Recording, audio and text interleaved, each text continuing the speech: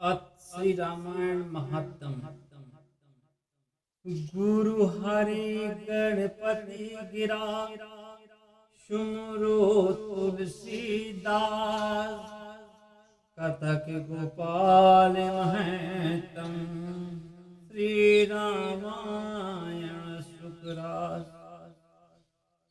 श्री गुरु जी विष्णु, शिव जी, गणेश जी, सरस्वती तथा तुलसीदास जी का स्मरण करके मैं गोपाल सुख की राशि श्री रामायण के महत्व का वर्णन करता हूँ। यह रामायण कल्प वृक्ष की छाया है। जो इसके पास आता है उसके कष्ट निवारण हो जाते हैं। सातों कांड ही इनके तने हैं और दो ही शोभा से पूर्ण शाखाएं हैं। पवित्र सोठे डालियां हैं और चौपाइयां ही सुंदर पत्ते हैं। छंदों की शोभा अत्यंत अधिक है। वे मानो छवि से भरे हुए नए अंकुर हैं। अक्षर ही मानो इस कल्प वृक्ष के घने फूल हैं और कविता के गुण ही अद्भुत सुगंधित हैं। अनेक प्रकार के अर्थ हैं, वे ही इसके फल हैं, जिनके स्वाद को श्रेष्ठ बुद्धि वाले श्रोता ही जान सकते हैं। भक्ति, ज्ञान और वैराग्य ही स्वाद रस है और निर्गुण तथा सगुण मत ही इनके बीच हैं। जिस कथा को सर्वप्रथम शिव जी ने, फिर काकभूषण जी ने और फिर वाल्मीकि मुनि ने गाया, उसी कथा को जगत के कल्याण के निर्मित गोसाई जी ने गाया। यह तुलसीदास जी श्री रामायण का प्रचार नहीं करते तो कलयुग में इन कुटिल जीवों को, संसार को कौन तारता। श्री रामायण कामधेनु के समान है, मनोवांछित फल और कल्याण की देने वाली है। इसके गुणों के समूह की गिनती कौन कभी करे, जिसका प्रभाव चिंतामणि के समान है। श्री रामायण में श्री रामचंद्र जी का निवास है, उनका वर्णन करके कौन पार पावे। रामायण एक अद्भुत फुलवारी है, जो कि राम रूपी अति सुंदर भौरे से शोभायमान है। जिस घर में श्री रामायण रहती है वहाँ भूत प्रेत भूलकर भी नहीं जाते, वहाँ दारिद्रता भी नहीं रहती और वहाँ श्री महावीर जी की फेरी रहती है। यंत्र मंत्र आदि जितनी सब सुनीति है वह सब रामायण में विद्यमान समझनी चाहिए। जो इसमें प्रीति करे उसके समान भगवान कोई नहीं। श्री रामायण के समान कोई अन्य ग्रंथ नहीं है। यह सब उपमाओं की उपमेय है। फिर कोई कभी अन्य पुस्तक से उसकी उपमा कैसे दे। त्रेता युग में वाल्मीकि हुए, वही फिर कलयुग में तुलसीदास हुए। उन्होंने 100 करोड़ रामायण कही। उन्होंने उसे मत कर सार लेकर सूक्ष्म बनाया। इसमें प्रथम कांड रसीला बाल कांड है, जिसमें श्री राम जी के जन्म और विवाह की लीला का वर्णन है। द्वितीय कांड उज्ज्वल अयोध्या कांड है, जिसमें पिता की आज्ञा से रघुनाथ जी वनवास को गए। फिर आरण्य कांड और किष्किंधा कांड वर्णन किए गए, जिनमें सुग्रीव का शरण में रखना कहा है। सुंदरकांड सुहावना है, जिसमें महावीर जी ने लंका जलाई। लंका कांड वध की कथा है। सातवां कांड परम उत्तर कांड है, जिसमें राम जी के राजतिलक के उत्सव का वर्णन है। बस इतनी ही तुलसी के रामायण है, जिसमें अनेक प्रकार की कथाएं वर्णित हैं। संसार सागर की हार नहीं है, इसका ऐसा फैलाव है। श्री तुलसीदास जी ने कृपा करके रामायण रूपी नाव बना दी। श्री रामायण स्वर्ग में जाने की सीढ़ी के समान है, जो भक्त जनों को आनंददायक है। यह श्रेष्ठ गुणों की जननी है, जिसे पढ़कर मूर्ख भी ज्ञानी हो जाता है। पाप समूह रूपी रुई के ढेर को जलाने के लिए रामायण चिंगारी के समान है। यह मोह रूपी अंधकार को सूर्य की किरण और काल रूपी अग्नि को शीतल पानी के समान है। रामायण सुंदर चंद्र किरण है, जो संत रूपी चकोरों को सुखदायक है। श्री तुलसीदास जी अनेक बार धन्य हैं, उन्होंने जगत के उपकार के लिए रामायण बनाई। ऊंच नीच जितने स्त्री पुरुष हैं, उन सबको रामायण प्यारी है। रामायण में प्रेम करें तो निर्धन और पुत्रहीन धन और पुत्र पाता है।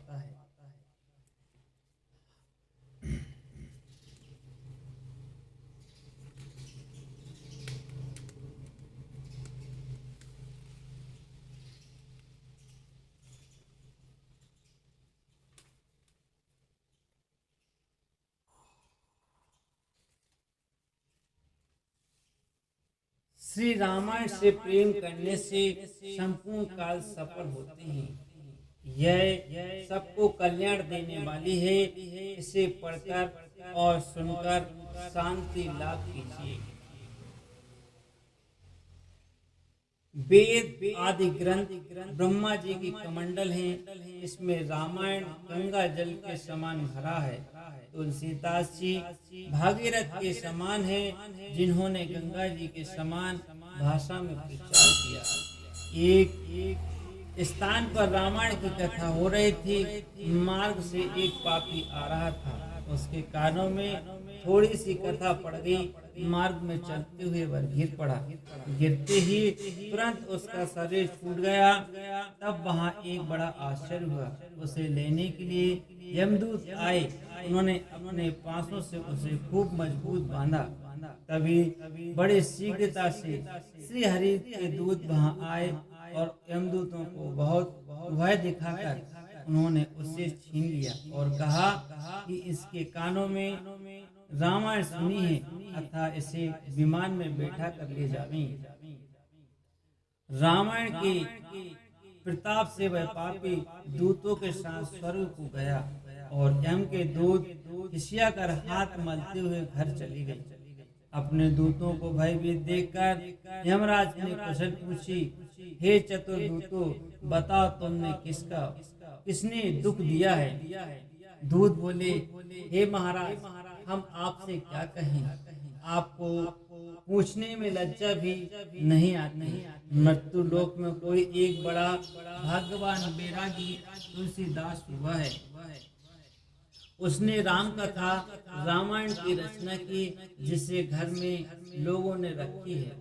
अनेक प्रकार के पापी और जो मांसाहारी और मदिरा पान करने वाले हैं, वे भी सब मिलकर रामायण सुनेंगे, कहेंगे, लिखेंगे, पढ़ेंगे और गुनेंगे।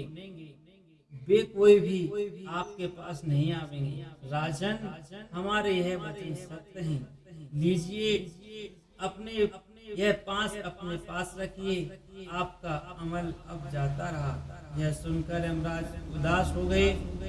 वे अपना दुख कहने भी न पाए थे कि तब तक वहाँ और भी दूत आ पहुँचे। वे रोकर यमराज से कहने लगे कि आपकी नौकरी हमसे नहीं होगी। संसार में कहीं भी आपकी आज्ञा की मान्यता नहीं रही। यह सुनकर यमराज चकित होकर विचार करने लगे और बोले, हे दूतों, मुझे समझा कर कहो, किसने मेरा हुक्म उठा दिया?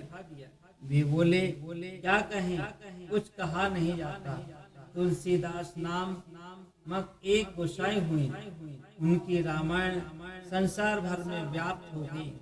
उसने सब पापी पवित्र कर दिए। हम एक नीच प्राणी के घर गए तो वहाँ जो दुख हुआ तो कहा नहीं जाता।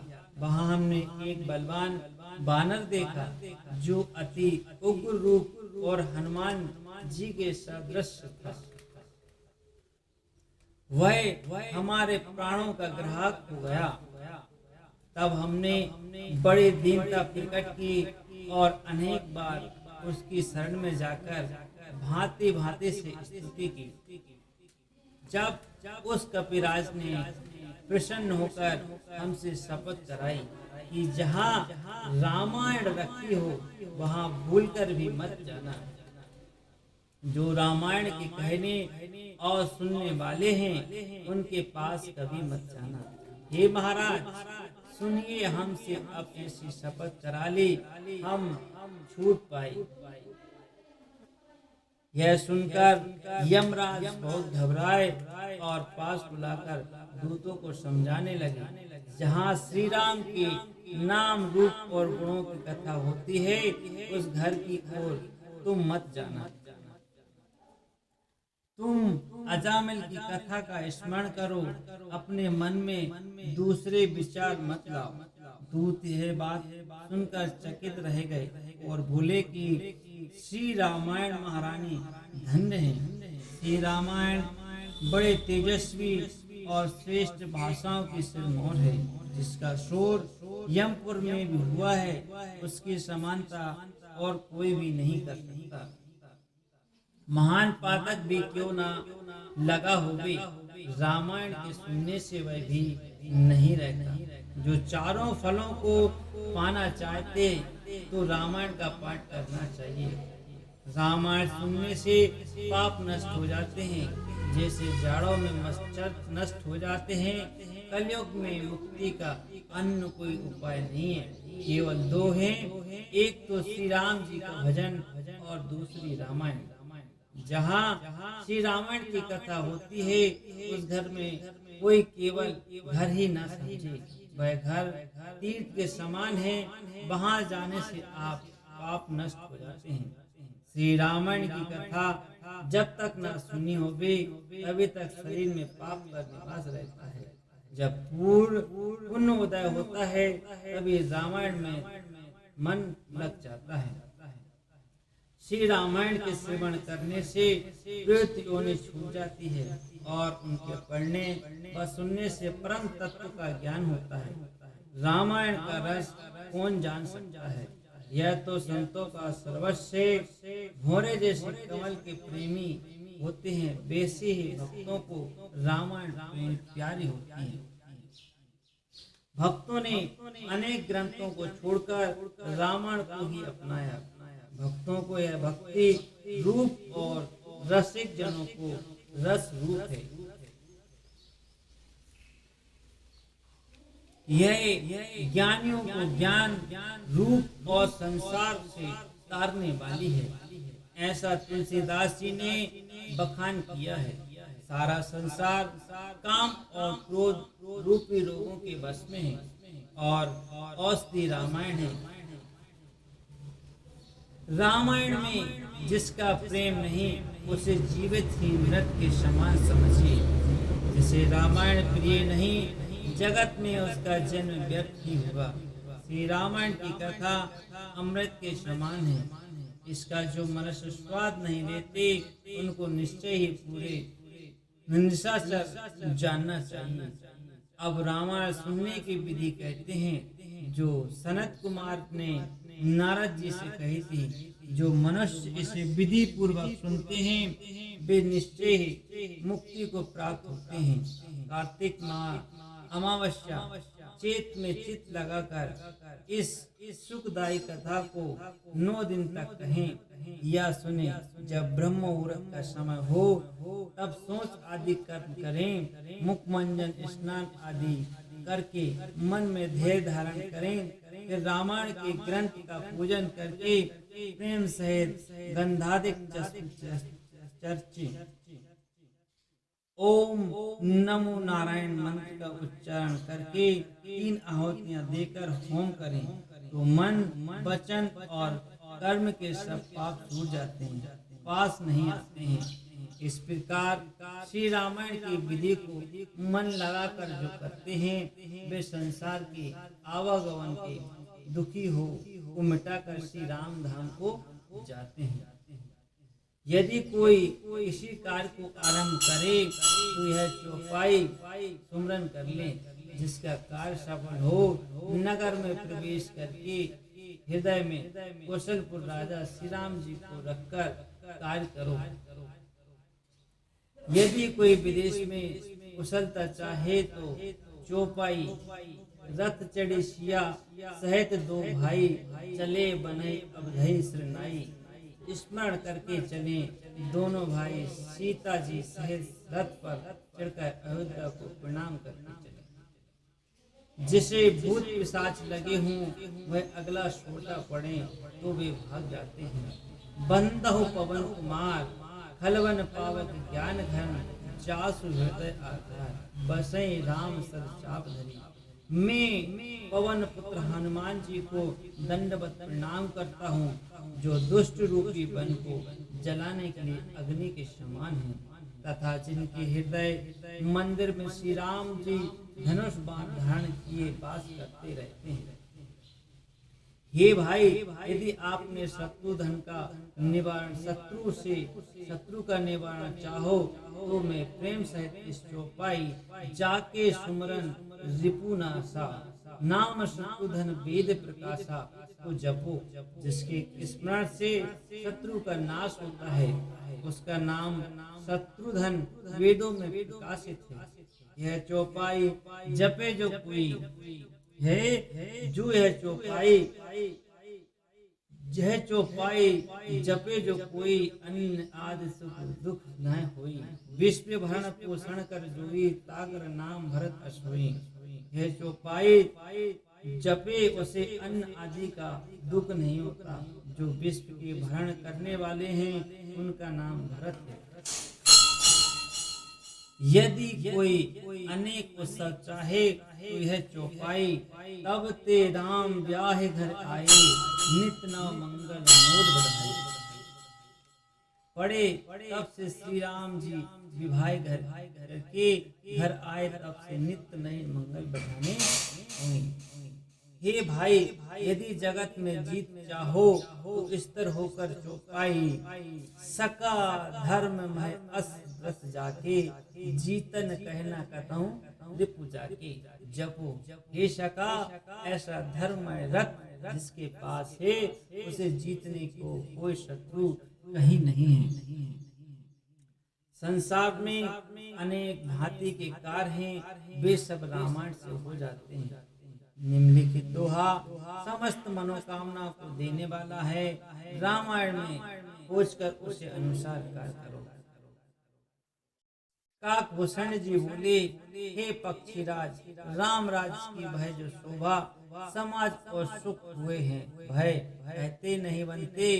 चाहे शारदा और शेष जी ही वर्णन करें उस रस को तो शिव जी ही जानते हैं। एक सुंदर इतिहास का वर्णन करता हूँ जो तुलसीदास जी ने एक आश्चर्य किया। द्रविड़ देश और काशी के राजा उस समय तक एक स्थान पर रहे। दोनों में अत्यंत प्रेम बड़ा और मन में कुछ कपट नहीं था। दोनों की रानियां गर्भवती थी। प्रसंगवश दोनों ने यह बात कही डाली। द्रविड़ राजा ने यह सुखदायक बात कही, हे काशी के राजा, सुनो, तुम्हारे पुत्र और मेरे कन्या जन्मे अथवा तुम्हारे कन्या और मेरे पुत्र जन्मे। हे राजन, यदि ऐसा संयोग बना तो हम तुम परस्पर विवाह का उत्सव करें।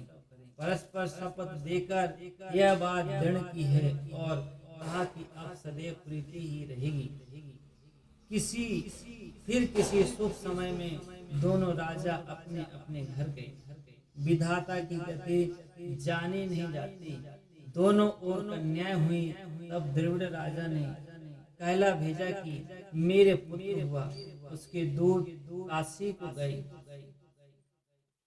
यह छल जिस कारण से हुआ वह कारण भी मैं वर्णन करता हूँ।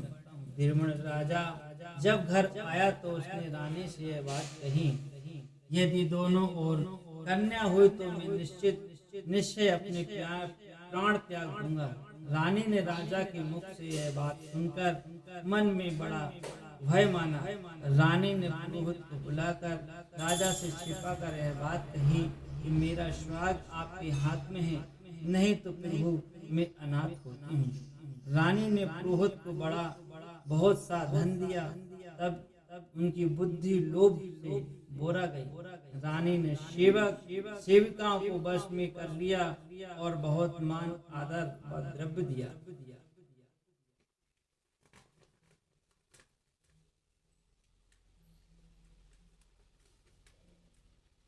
फिर एक सेवक काशी को भेज दिया और उसने सब समाचार पाए कि वहाँ कन्या हुई है। तब यह उपाय किया, अपनी कन्या का नाम पुत्र जैसा रखा और उसे गुप्त रखा। 12 वर्ष तक द्वार भी ना दिखाया। पंडित बोले, इसे कोई ना देखे, सब कोई ब्याह के समय ही इसे देखे। निर्मित राजा का चित्त मित्र से मिलने को उत्कष्टित हुआ, अतः उसने नेगी को भेजकर ब्याह मांगा। मार्ग में अत्यंत आनंद से चलकर नेगी काशी के राजा के यहाँ आई। राजा ने प्रसन्न मन से पत्रिका वांची और कहा कि सुंदर बारात ले आओ। निर्भीड राजा जब ब्याह ने आए तो यह बात खुली, तब उसे बड़ी लाज आई। क्रोधित होकर काशी नरेश ने कहा कि मैं द्रविड़ राजा का सिर काट लूंगा। यह सुनकर द्रविड़ राजा बहुत डरे और अपना छल जानकर बहुत पछताने लगे। अत्यंत दीन होकर और डरकर द्रविड़ राजा ने जहाँ तुलसीदास थे वहां गए। रक्षा करो, रक्षा करो, दुख दूर करो कहकर वे उनके पैरों पर गिर पड़े। तब तुलसीदास जी ने काशी नरेश को बुलवाया और बड़े प्रेम से समझाया। यह पुत्र कहकर कन्या के ब्याहने आए हैं, यदि यह पुत्र हो जाए तो ब्याह होगा कि नहीं। काशी के राजा बोले, महाराज यदि पुत्र हो तो हम सब साज सजा कर ब्याह करें। तब तुलसीदास जी ने वेदी रचा कर गणेश जी और पार्वती जी को पधारा। सिंहासन पर रामायण धन और 9 दिन तक बाँची। जिस कन्या ने वर का रूप धारण किया था उसी को सामने बिठाया। आप बाँचने वाले हुए अब श्रोता हुई। वहाँ सब दुखियां देखने गई। जब कथा बाँचकर सुनाई तब गोसाई जी ने उनके सिर पर हाथ रखा। श्री रामचंद्र जी को स्मरण कर और प्रसन्न जान यह अगली चौपाई। मंत्र महामणि विषय ब्याल के, मेटत कठिन पॉइंट भाल के पड़ी और उसी समय से वह कन्या वर हो गए। श्री रामचंद्र जी की बड़ी महिमा हुई। चौपाई मंत्र महामणि विषय ब्याल के, मेटत कठिन कुंग भाल की। हे राम नाम विषय रूपी सर्प का विष दूर करने को महामणि है और यह राम नाम प्रभुत्व से कठिन पॉइंटों को मेट देता है। तब तुलसीदास जी ने रामायण कहे तो प्रकट होने से के लिए काशी में फिर आई। किसी पंडित ने आदर नहीं किया और कहा, हम कहाँ सो उपाय करो, हम कहें उस स्थान पर जाओ। अब पोथी किसी को मत दिखाओ। एक श्री आनंद कहा, ब्रह्मचारी जी हमारे सबके सिर मोर हैं और उनकी महिमा है। यदि वे इसका आदर करेंगे तो हम सब भी इसको मान्यता देंगे।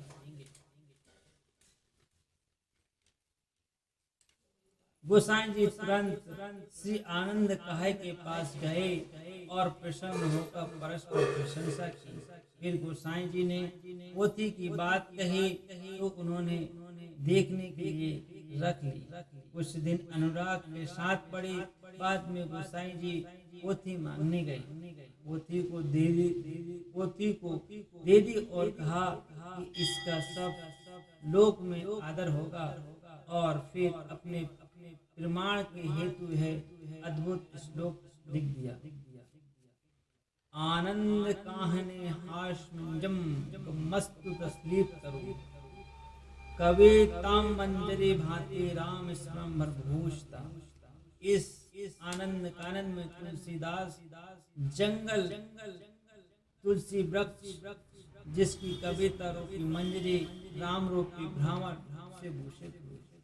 तुलसीदास जी धन्य हैं जिन्होंने जगत के निर्मित रामायण रची। मैं रामायण महत्तम करने में समर्थ नहीं हूँ, क्योंकि मेरी बुद्धि तो विषय रस से सनी है। सदगुरु की दया से गोपाल दास ने अपने बुद्धि के अनुसार महत्तम वर्णन किया। श्री रघुनाथ जी के यश की अधिकता इसमें कही है, जो संत जन कृपा करके स्वीकार करें। इति श्री रामायण महत्तम